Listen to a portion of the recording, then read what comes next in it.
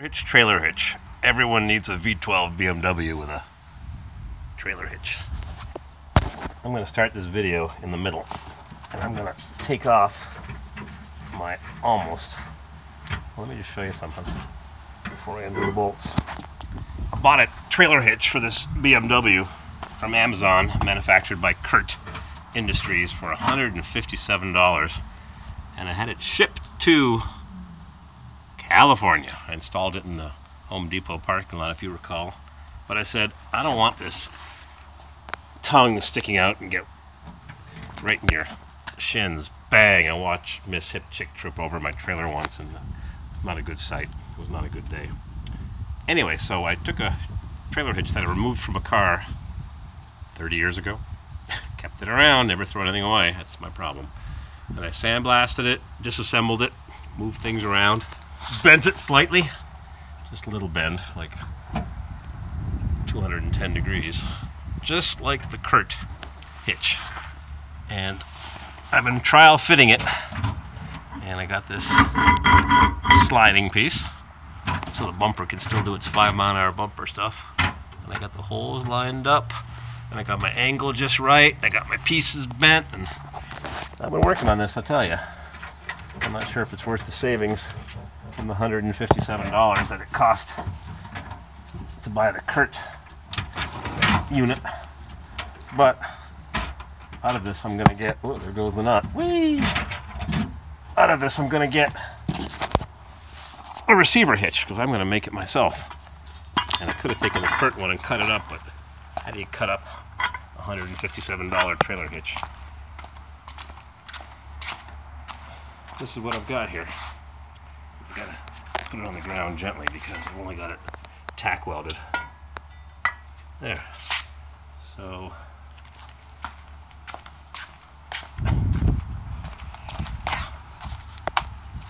show you what I've done if you want to make a trailer hitch for your BMW 7 Series, whether it's a 735, 750, 740 V8. Stay. Good camera.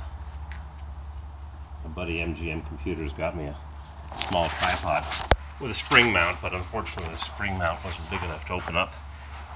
So I replicated the Kurt hitch with this one. This used to be more or less flat, or bent slightly, but I heated it up and bent it with the Corvair. And then I bent up these pieces. These go inside the spare tire well. This one goes inside, and this one goes outside. And I drilled it, and then I measured it, and then I broke it off, and I lifted it up so I can get this hitch closer to the bumper. Just tucking things in a little bit better. What I used to hold it up was a roll of tape, which is 3/4 of an inch. And then I put that there, and then I put something else there to hold it in place. And then I took my measurements and made sure I had 1/4 inch there, and 1 3/8 there, and 3/16 there. Yeah, it's a challenge. The way modification I made is I'm putting 4 bolts here to the bumper for the tongue weight, and I'll have a bigger plate inside the bumper as well. I'm going to cut that right off, zing, and put a square tube on it so I can put my small 1 1/4 ball mount on, just like this. Instead of having the hitch sticking out, it didn't stick out too far. I'm going to be able to zip one of these and clunk, and then I'll be able to haul a 22-foot travel trailer with my 12-cylinder BMW. No, I'm not going to be hauling a 22-foot travel trailer, just a small trailer. If I have to move it around the yard or for short trips, it's still just a little BMW V12. I've been watching some good videos. Sweet Project Cars. He's either from Michigan or Buffalo area. I recognize that accent. He does some good stuff. Polishes up headlights with Mother's aluminum polish, cleans seat belts with a piece of 3/4 inch plastic Schedule 40 pipe. Hey, Miss Hip Chick. Hey. Look at the seat belts in this baby. I'm looking for Solaras. We're not buying no stinking red Solara. With a beige interior, and oh yeah, okay, we'll buy one. Yeah, you look good in a red Solara. Yeah, $1 million smile and a red Solara. Yeah. So anyways, he takes a 3/4 inch piece of Schedule 40 pipe, he cuts a slit in it, and he uses it to squeegee the seat belts after he soaks them from an hour in some super clean solvent mixed in with isopropyl 70% rubbing alcohol. He just dunks the whole thing into a bucket, lets them soak for an hour, and squeegees out the dirt. And let me tell you, these seat belts are black on one side and beige on the other, but they are dirty. And I watched his video, and I'm going to clean my seat belts. And maybe I'll recondition my leather. Yeah. Yep. Miss Hip Chick vacuumed the carpets and I put new tires on it. Now I'm putting a trailer hitch on. All the lights are working. And how's our oil burning? It's still leaking oil. Still smokes on the exhaust. Yep. Still leaving a trail. I think it's less. Maybe half. Maybe less than half or more than half. I don't think it's leaking as bad. That's for sure. I've got to change the idlers and the belts. I'll do that at the beginning of the day, not the end of the day. There's still some oil there. I don't know where it's coming from. Something else I noticed on this car. When you change lanes a little abruptly, the back end squirms a bit. It's a little squirrely. I wonder if I've got a bad bushing back here somewhere. Like maybe one of those bushings. Come on, focus. Come on, you can do it. Yeah, she's rust-proofed. I got oil dripping off my muffler. She's still leaking. Just came back from a road trip. Got my new differential oil with my limited slip adhesive. What do they call it? Limited slip friction modifier. So maybe one of those bushings is bad because she gets a little squirrely. A nice quiet ride. She's windy when you got the windows open. And I got to put a new sword on the air conditioner and get a muffler mount.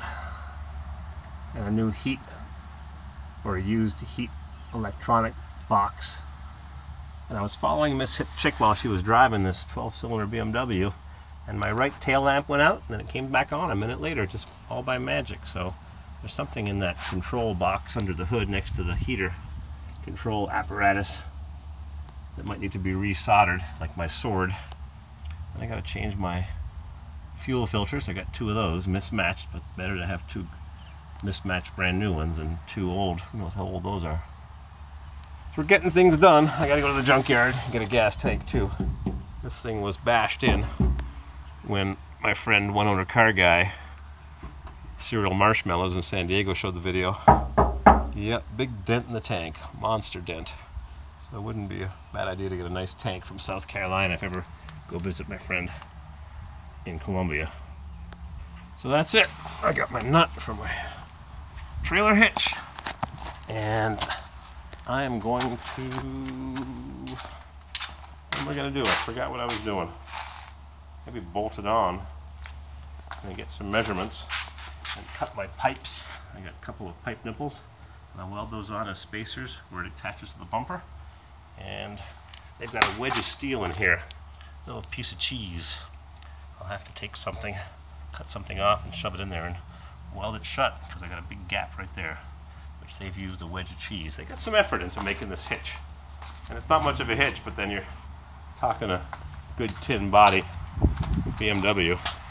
This tin is really thin. It was really easy to put the punch to make some holes to figure out where to make my first holes when I put this hitch on way back in California. We're having fun on this beautiful late June day. Oh, summer goes by way too fast around here. Time to take a road trip. Nice bright sun, and polish up those headlights with my sweet Project Cars mother's polish and a buffing pad. Got some clear coat peeling off here. I don't know what's going to happen with that. I've got water in one BMW headlamp. And I've got a plastic cover for my license plate, but those are frowned on. I don't know how people get away with those. Maybe it's not so bad in the front, but I've gotten harassed a little bit. Fix that hitch up, get her done.